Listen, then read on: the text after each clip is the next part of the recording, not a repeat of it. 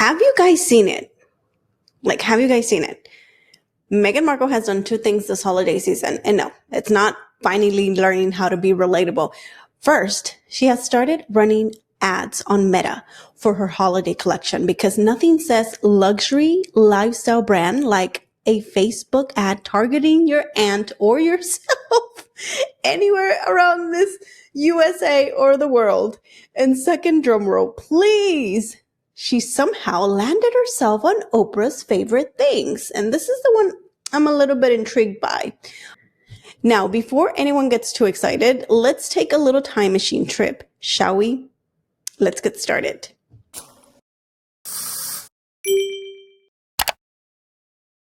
Back in the 90s, Oprah's Favorite Things was a cultural moment when Oprah said, you get a car and you get a car and everybody gets a car.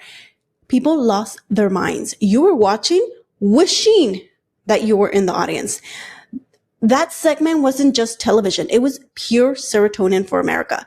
It gave us a peek into Oprah's life, the candles, the pajamas, the fancy stuff you didn't know you needed, but suddenly couldn't live without. It felt like Oprah was saying, here's how I live, and here's how you can have a little slice of it too. And because it was back in the 90s, there was no internet. And we believed everything she said. She had credibility, she had taste, she had money, she had everything. So everything that she recommended to the public flew off the shelves. Now we're in different times because fast forward to 2025, we have to be completely honest. I didn't even know Oprah's Favorite Things still existed. And if you didn't either, well, that tells you everything you need to know. That the once iconic list that used to create trends has now become just another holiday marketing campaign trying to stay relevant. It's no longer Oprah's personal curation.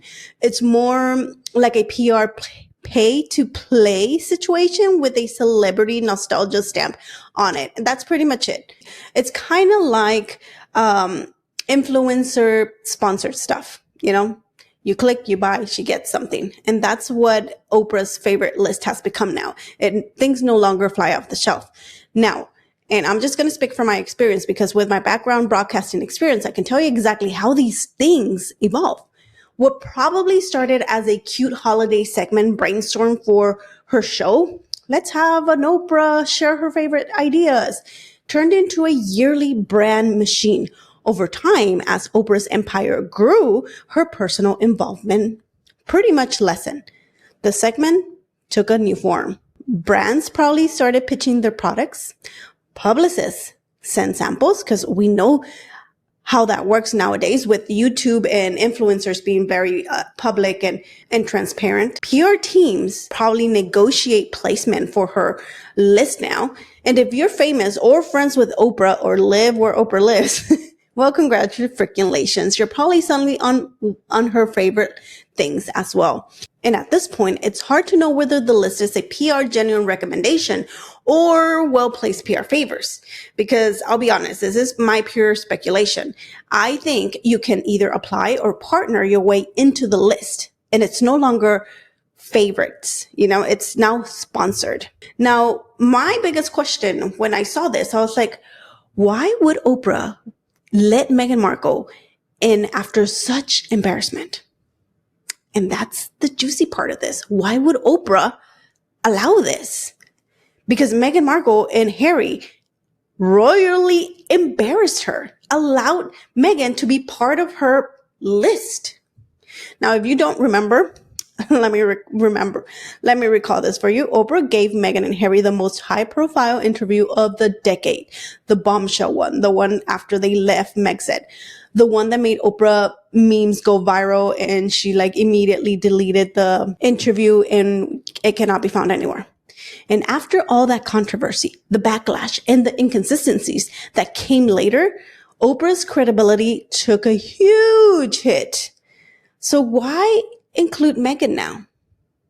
My answer is simple. It's not about trust. It's about strategy. Oprah's brand has always been about influence and connection, including Meghan, which isn't about forgiveness. It's about mutual benefit. Oprah gets clicks, engagement, and a sprinkle of royal adjacent glamour for her now forgettable list. Because let's be honest, we didn't even know until now. I mean, I forgot about it until Meghan came up with it. I was like, what? That still exists? What's in it for Meghan? She gets validation. That little whisper of, see, Oprah still loves me. It's PR reciprocity, not friendship. Let's not get that twisted, because in Hollywood, a burned bridge can always be rebuilt if it brings traffic, money, and good optics. Now, let's talk about the real story behind this. We want to peel off the layers, because the quiet admission that Meghan Markle finally had to face was that her name alone doesn't sell things. I mean, have you guys seen it? Let me see if I can pull them up. Hold on. Okay, here it is. Here it is. Here it is. These are the ads that she's been running.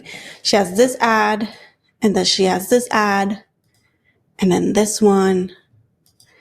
Wow, she's running 1, 2, 3, 4 ads on Meta. So if you're on Instagram or if you're on Facebook, you're going to be getting one of these ads. So back to the topic is that her name alone doesn't sell things. And let's be honest, she really thought it did.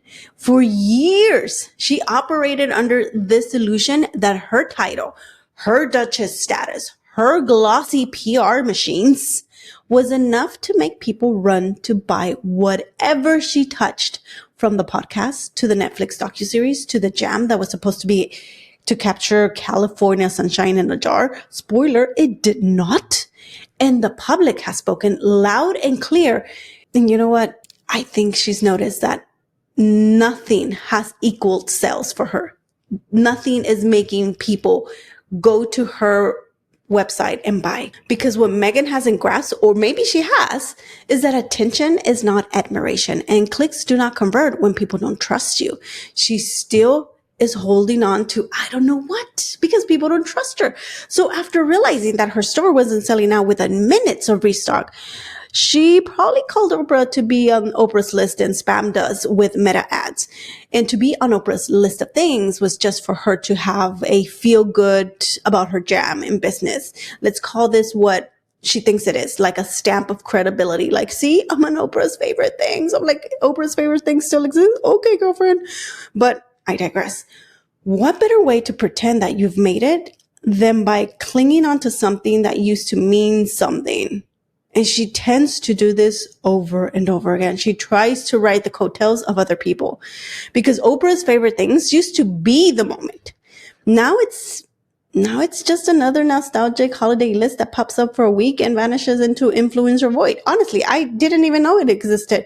No one is waiting at midnight for Oprah to drop Oprah's Favorite Things. No, there's no longer an Oprah Effect moment. It's barely a ripple. And I only knew because she stamped it there, like Oprah's Favorite Things. Oh, okay, so no, I don't care. So if Meghan or her team thought that this was the golden ticket right here, they seriously have misread the room. It's not a comeback. It's a PR pity invite, a last-ditch effort to borrow credibility from someone else's name, because hers no longer holds the power she imagined that it did. She has killed her own power that she thought she had, or that her married name gave her. And that right there is the ultimate irony. The woman who built her brand on authenticity, and I use that as loosely as possible, is still trying to buy it. One curated list and one sponsor campaign at a time. You can't make this up. When I saw the Meta ads, I was like, are you freaking kidding me? Are you serious? Like, what the what?